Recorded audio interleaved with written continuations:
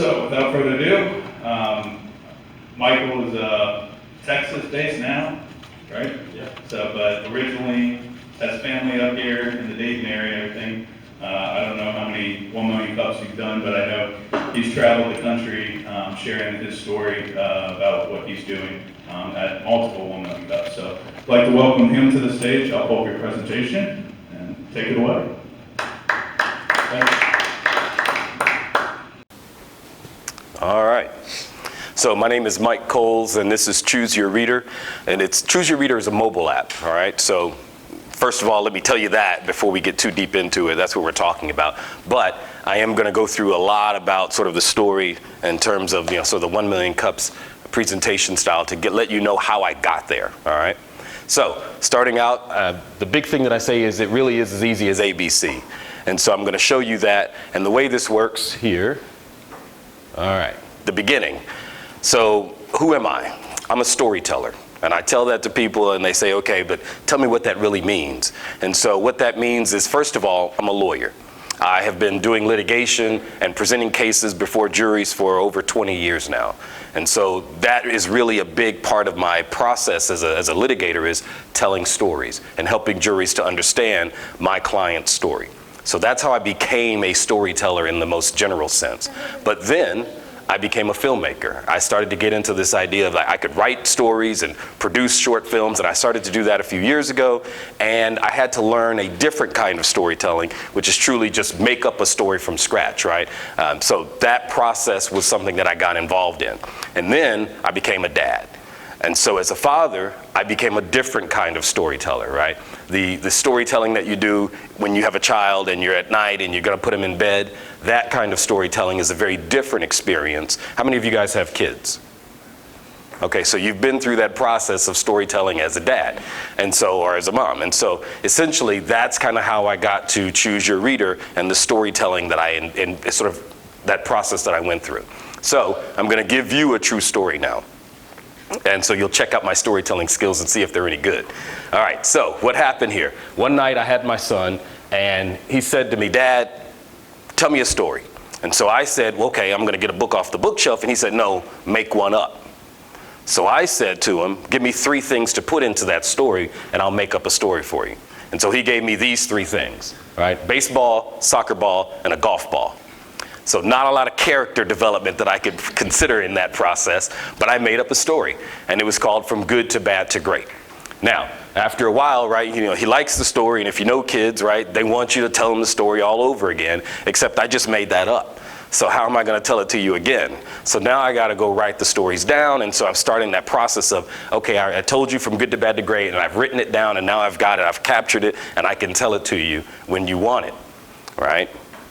Then he says, Dad, where's the pictures?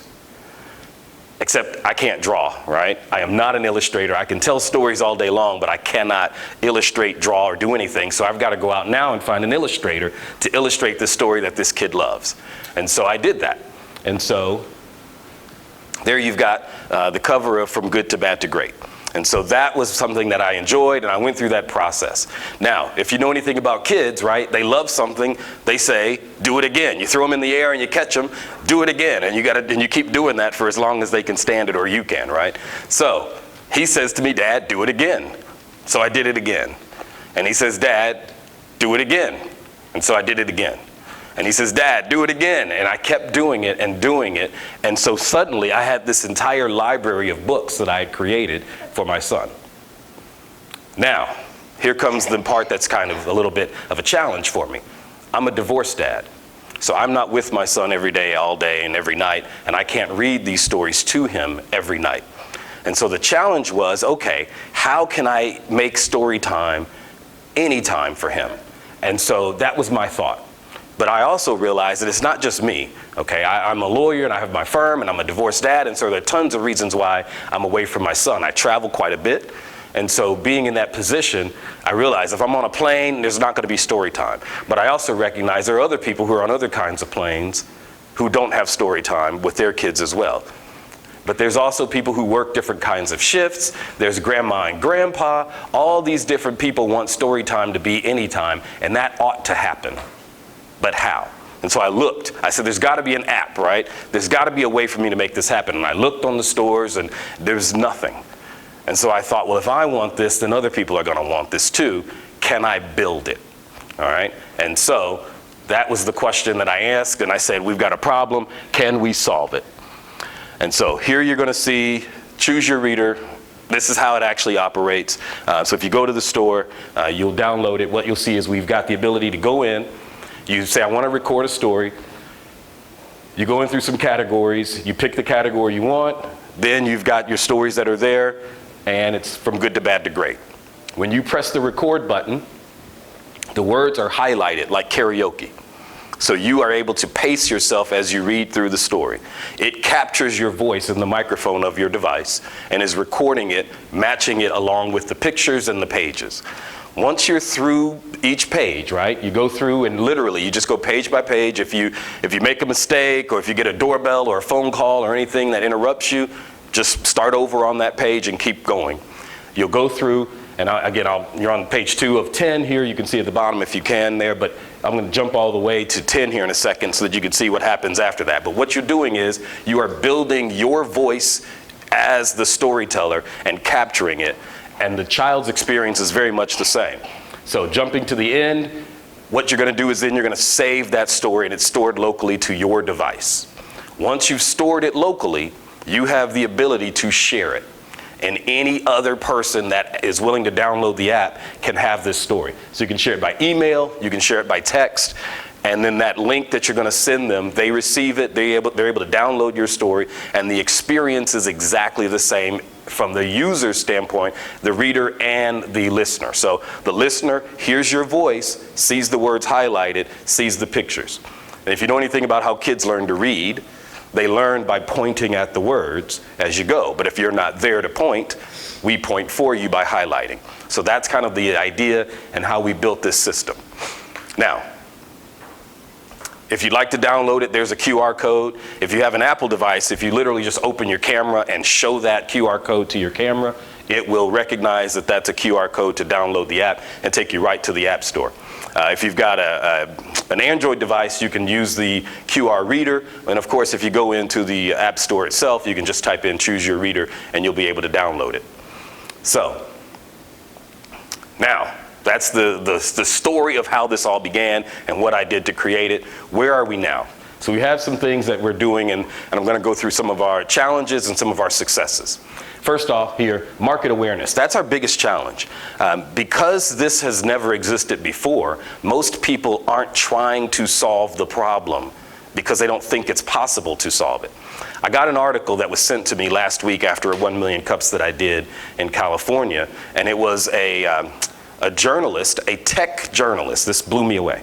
Tech journalist wrote an article that said, I have a great life hack. This was last week that it was published. The life hack was, take a book that your kid likes, take your cell phone and record your voice reading the story to your kid. And then you can give your kid your cell phone and this book, and they're going to somehow manage pagination and fix it. And I thought, this is not a life hack. This is making the world a worse place, not a better place. So the idea is this person as a tech journalist should have been able to find Choose Your Reader, but market awareness is our biggest challenge. So we've been using Facebook. That really wasn't a very good thing, right? It took a long time to get to 200 likes. That was not very useful. We then moved to Instagram and found that Instagram had a lot more sort of activity and traction, and so we've been doing that. But again, still trying to push market awareness. We've also been doing some events where we sponsor people, and so we're very much a health conscious organization, and so we've, people running 5Ks, and we do all those sorts of things because we're not just about sitting around, but we really want to have this idea that kids need a very well-rounded life, and so we want to participate in all these things that are both active and educational. A couple other things here. You can follow us. We've got Twitter, Instagram, Facebook. Certainly feel free to follow us, connect with us on any of those platforms. We are available, and we love to just connect. If you've got ideas, if you've got story ideas, all those sorts of things, we're very much interested in communicating. And if there are events or other kinds of things that we want to highlight, that you're able to share with us, we'll do that as well. Now, content. Let's talk about that for a second. That was one of the challenges that I thought at the very beginning, right? I wrote 5 books for my kid, and I thought, well, there's no way you can launch a platform with 5 books. But what we're able to do is we're able to mine the public domain. And so the Grimm fairy tales, we've got a handful of those and more coming. All right, we were able to do Mother Goose. We have 6 Mother Goose books. All right, each book having multiple nursery rhymes in there. Oop, we just lost our...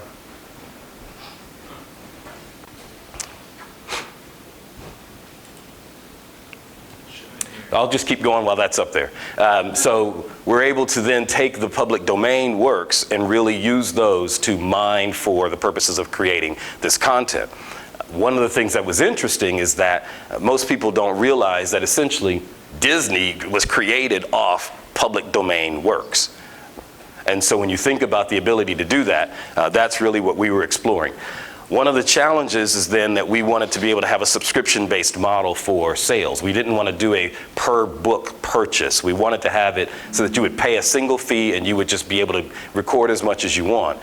So the public domain also really helped us to be able to create a library faster, more efficiently, and be able to then push content. So now we are in the position of essentially being very much like Netflix and Hulu and Amazon Prime, where there's all this effort to generate content, but we can do that in a way that is a lot better, cheaper, faster. So I'll give you a statistic to think about. The traditional publishing world, you're looking at, to get one book on one bookshelf takes you about 2 years, $25,000 to $30,000.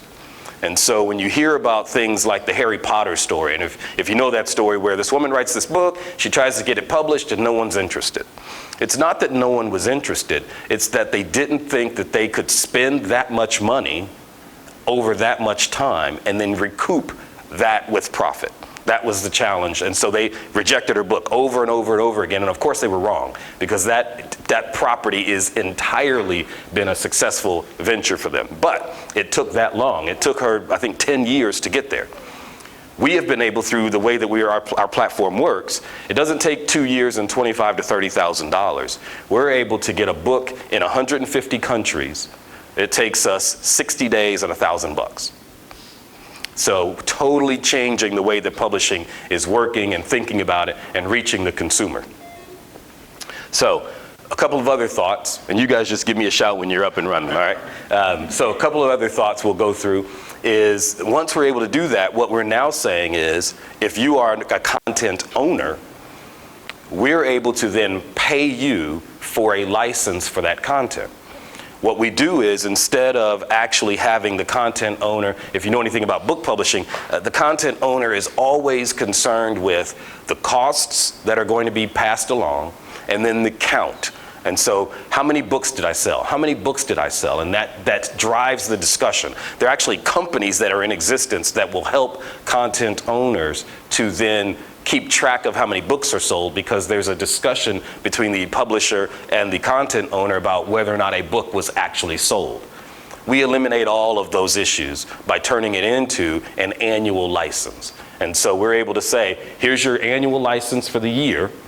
If your book becomes wildly successful, you're only locked in for a year. You're able to renegotiate with us for next year. And if it is wildly successful, of course we want to have it on the platform and keep it. And so we pay you a little bit more next year because you are so popular and you're bringing people to us, so we're going to reward you for that.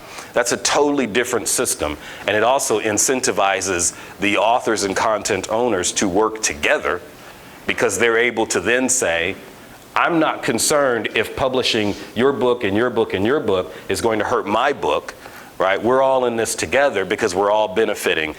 And so that's a meaningful way to align interests. So let's keep going in terms of some of the other things we've got. We have Tall Tales is another category that we have. If you can think about sort of American folklore. We also have Sherlock Holmes coming out. And so that's one of the things that Sherlock Holmes does, is allows us to reach an older audience. And so that's what we're doing with that. Then the other thing that I realized is, this is Take a Deep Breath. But this is Take a Deep Breath in French and in Spanish. So we're taking now, today, we are in 4 languages. And so what we can do with these books is push that process to create the library. And now, if you understand how kids work, right, my son could read, quote unquote, I say read, he could see a word that he had heard multiple times, and so he knew how to say that word. So one day we're taking my son out, and I was with my then wife, and we both met at Duke. And so he's seen the word Duke, we watch Duke basketball, and so he knows that word. This guy walks out of a store with the word Duke on his shirt. My son was, I think, 18 months, not quite 2, and he said, Duke. Now, my son can't read, that's familiarity. What we are able to do with the app, though, is take that same idea of familiarity with words, and now we're even able to take one book that the kid is familiar with and translate it into a totally different language.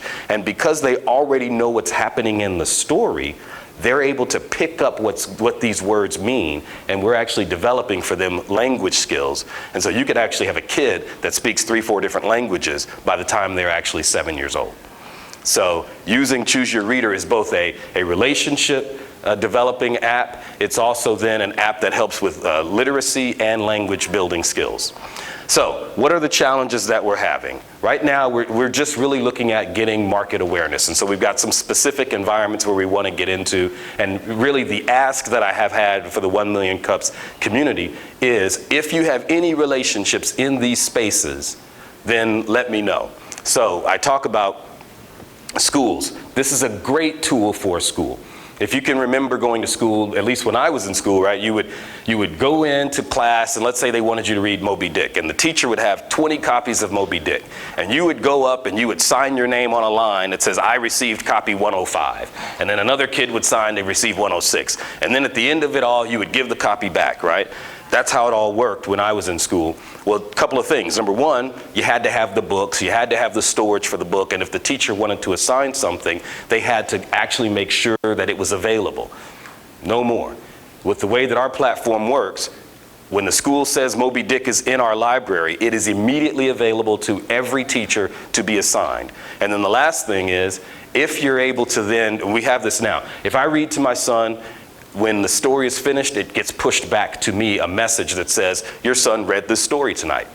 We have the same ability with a school and a teacher. I now know if I've got 20 students and I assign chapter 1 of Moby Dick, I should get 20 emails. And so that's now a verification process. The other thing we can do is, if you have a kid and you're recording these stories as the kid is learning to read over the course of a year, the teacher can actually play for mom and dad what the kid was able to read like in September, December, March, May. So you're able to even track the progress of a child.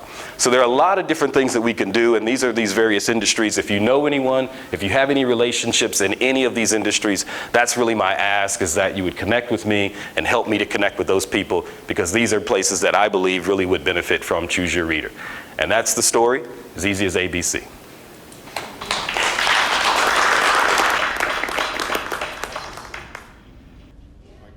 So we open up to Q&A now. Who's first? I know there's a lot of questions out here. Got it. Oh, there we go. How have you been able to monetize this business model with that? What are your thoughts on it? So currently I'm not worried about the money. Revenue will come when the product and the market match. And so my approach has been to get the product right and to get the market to be aware of it. Downstream, just so you know, it is a subscription model. So $5 a month, $50 a year is the plan, but not focused on that. We are currently giving it away free. So if you want to use it, check it out, have fun, knock yourself out, totally free. So yeah, I'm not worried about revenue now, but that is the model that I would anticipate using.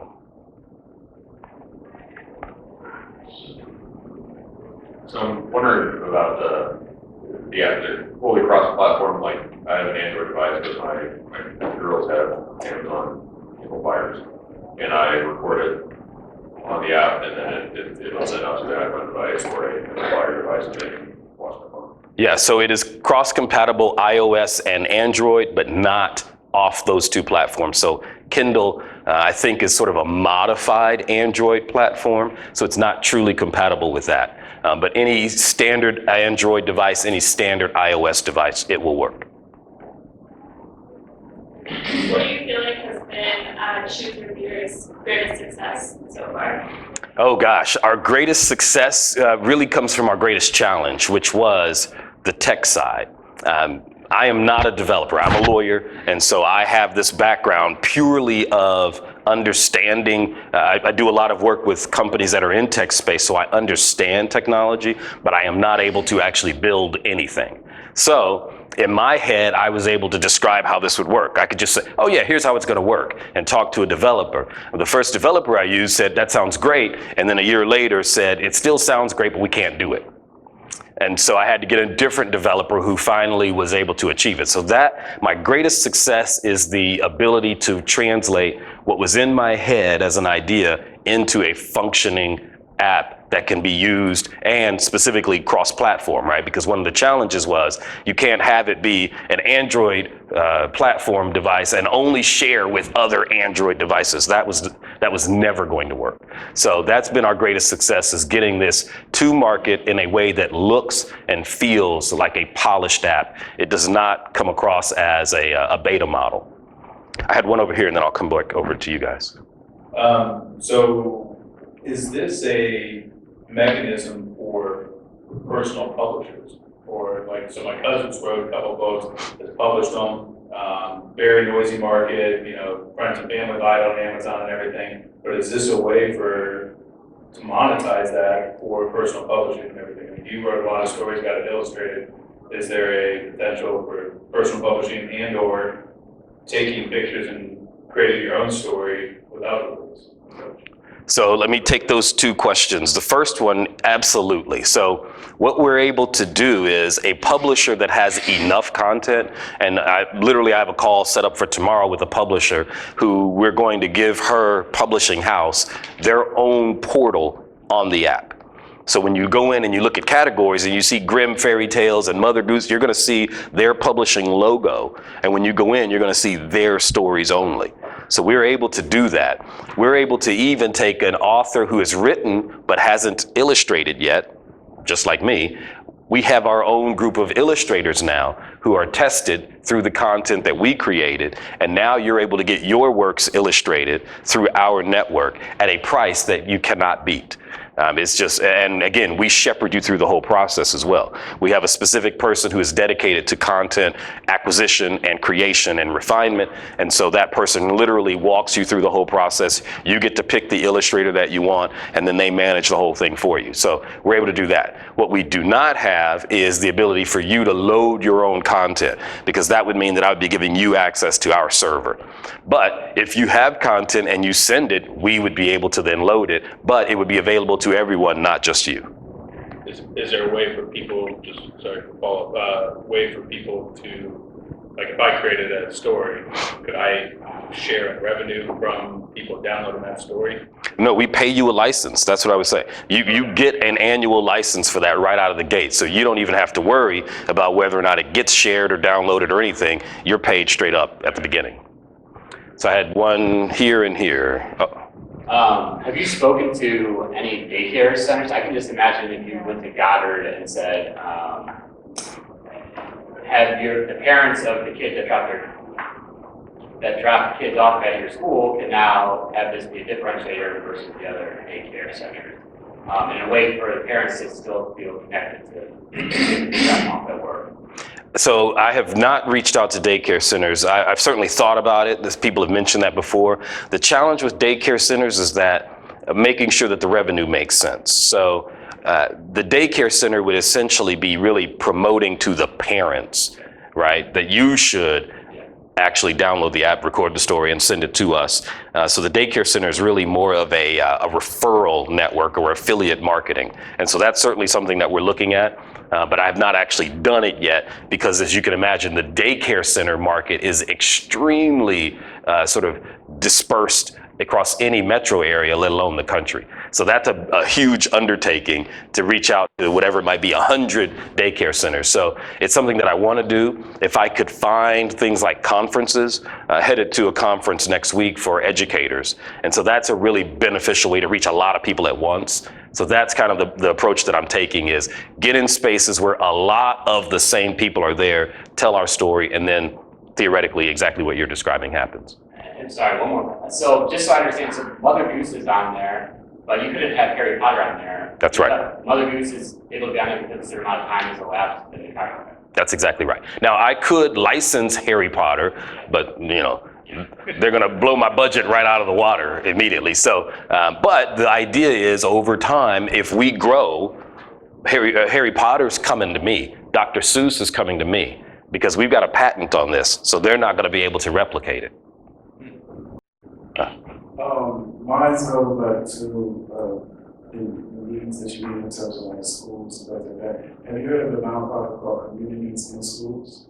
I've not, no. So Communities in Schools is a national nonprofit that provides innovative systems to come inside schools and support at-risk youth that's in poverty. I think this could be something good in terms of a partnership that you can build on a national level. It's called Communities in Schools. I am writing that down. Thank you. I don't want to geek out here, so if you want to talk about this afterwards, we can. But if you really want to make this work for schools, every state has state standards. Yep. I would spend some time aligning this to the actual state standards. So when you go into a school, you can say, hey, this is grade level 1 English language arts, standard number 1, grade level indicator number 4. It's going to improve that because that's what they're all looking for. And in Ohio specifically, we have the 3rd grade reading guarantee, which means by 3rd grade, every child should be able to read. Okay. So if you connect it to any of the indicators that lead up to that, a child can't pass 3rd grade until they pass the 3rd grade reading guarantee. So it's what helps kids to be able to read. And you were talking about like how kids learn to read. They first learn to read because we read to them, then they learn to read because we read with them, then they learn to read because they read on their own, right? So this is a great way. The highlighting of the words really helps the kid to follow along, right? Exactly. Ultimately, we want kids to be able to follow along the words and be able to read it themselves. That's right. So I think if you were to spend time there, you have a really strong sell, and I would go with community schools first, simply because they have a lot of freedom around the curriculum and money. So Yeah. That's where I would recommend you start. Fantastic. Thank you. So I was thinking about what you said as far as going from a book you know in English to a book you know in other languages. And I know personally when I was younger, there was a book that I had memorized that was like, and my parents didn't cover up the words to see who I was actually reading or how I memorized it.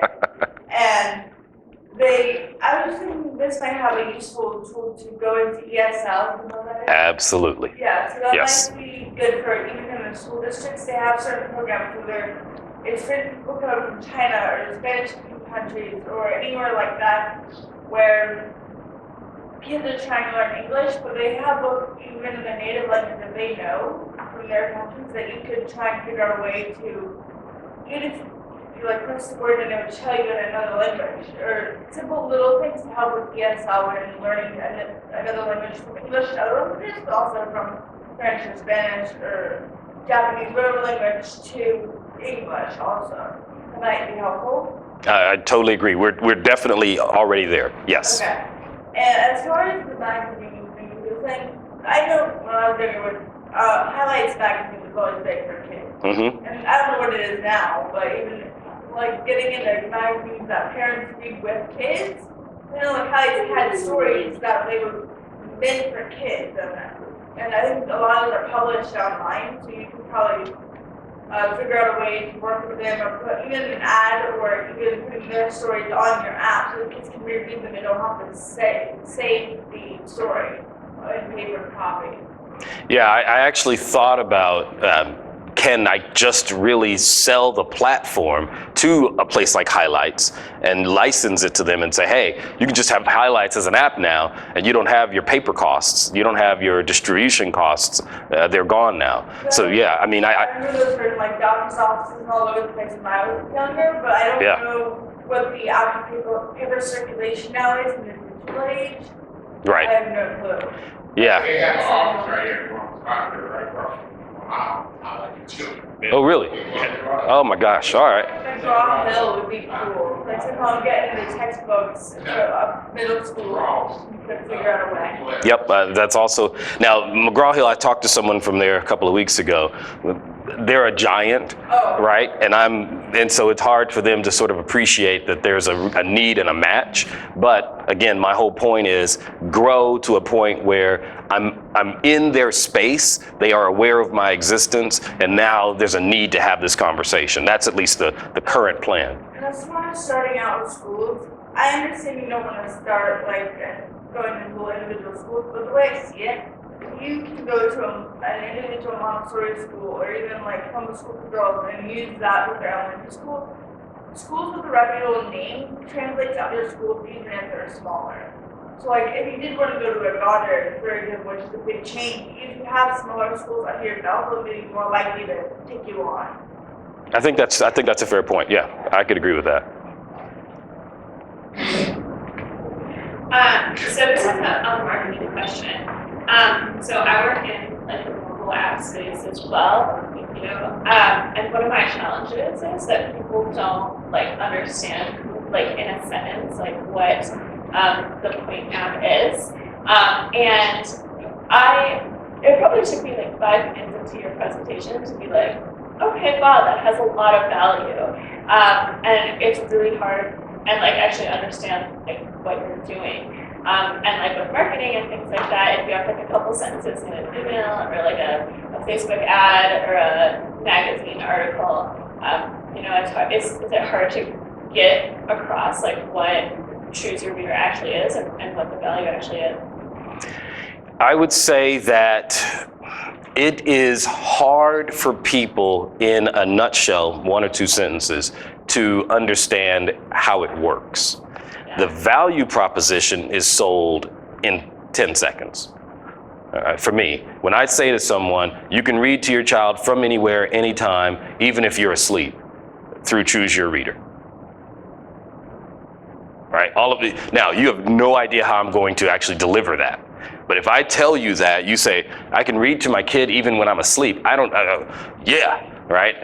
If you travel, if you're a divorced parent, if you're a grandparent who's separated from the grandkids, the sell of reading to your kids or grandkids, no matter where you are, no matter what you're doing, you're available.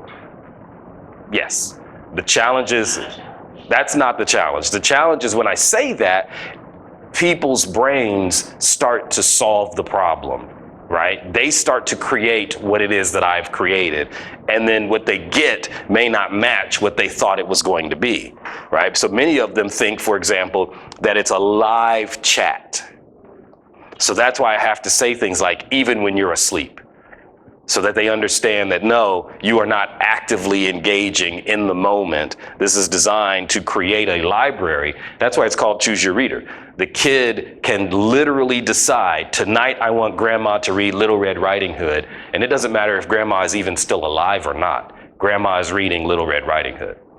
And so that message, now I don't usually talk about it in terms of the death of the reader, because that tends to be fairly morbid, but that's the point, is that we're also creating even a legacy item beyond what you're talking about in the moment. So that's, you know, now grandma's not reading to you, grandma's reading to your grandkids, theoretically, right? If you think about it. So that message gets across. But again, how I do it, people don't even have a clue when they start out. That's why I have to really say, get into the app, try it out, and then it becomes obvious. The biggest book event that happens in the United States every single year is Book Expo USA. It is the preeminent event in the world where people who are content creators, who are authors, who are publishers go to. 70,000, 80,000 people a year is an industry event. It either happens in Chicago at the Marketplace, New York at the Javits Center, LA at the LA Convention Center, and it's usually June and July. Okay, I wrote that down. You definitely need to have a presence there. So, I mean, it is the inside of the publishing industry. Hollywood studios go there and find books and make movies out of. You know, it is just a pretty interesting. Yeah. Awesome, thank you. So I think this is great. Thanks for coming and sharing. Sort of following on the messaging point, for me, it was really easy to understand, read a book to someone else that can listen to your voice. Once it got sort of fuzzy is when, is this a platform for me to publish my own book and, I can write the story, but someone else can draw the pictures. For me, it feels like, number one, the market's way bigger for parents that are willing to read a story and have the children listen as opposed to actually write their own story. It seems like as far as having a simple value proposition as well as a bigger first entry to market would be focused on getting parents to download the existing content and then, once you get a little bit of traction, then go to publish your own story. And maybe that's me not completely understanding or just being wrong, but that's what it just feels like. Well, just so we're clear, that is what we're doing. We do not have a publish your own story platform. This is our content, your voice. Yeah. Yes, so just so that we're... Then when someone asked about writing their own story, you said that you can get a license. Yes, but you are now coming to me as a publisher. You are coming to me as a content publisher if you do that. You're not coming to me and saying, hey, I want my son to hear my story. You're saying, I want the world to hear my story. Okay, so yeah, that was me misunderstanding it, but yeah, that seems like it makes it more complicated, but. Yeah, it's not something that I'm pushing as the value proposition. This is not a, hey, if you have a story, bring it to us. This is what Choose Your Reader is for. No, the average person does not have content, right? So the average person has kids. And so we're focused on that for sure.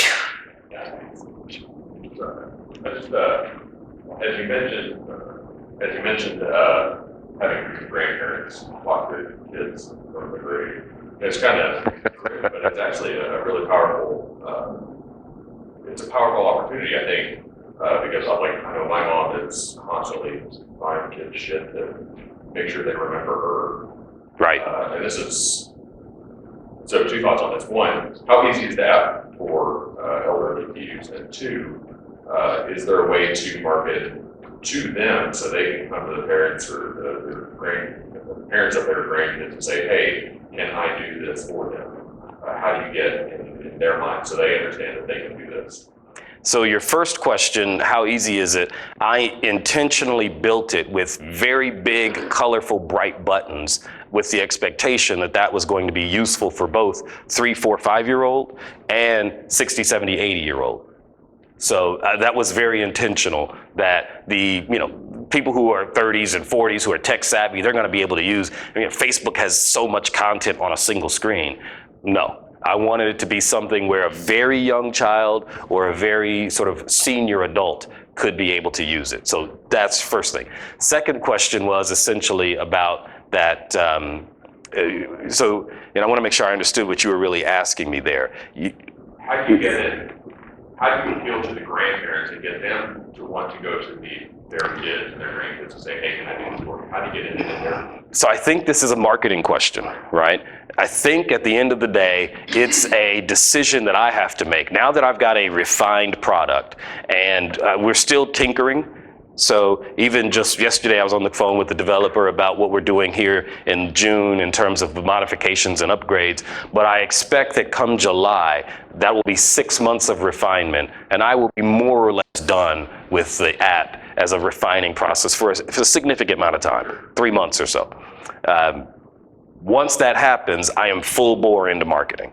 And so connecting with AARP and getting some information out. I'm prepared to do things like if an organization has a readership, has some kind of connection to a community, I will pay you money for every download that comes through your channel. I'm certainly looking at all kinds of options and how do I create that affiliate relationship with various organizations that are going to push the app and then make those connections for me. And then when grandma opens the app and subscribes and pushes a story to mom, I'm either letting grandma share one subscription across 2 devices or a family package of 5 devices. And so that whole group of people is connected and everybody that's got a device has the stories.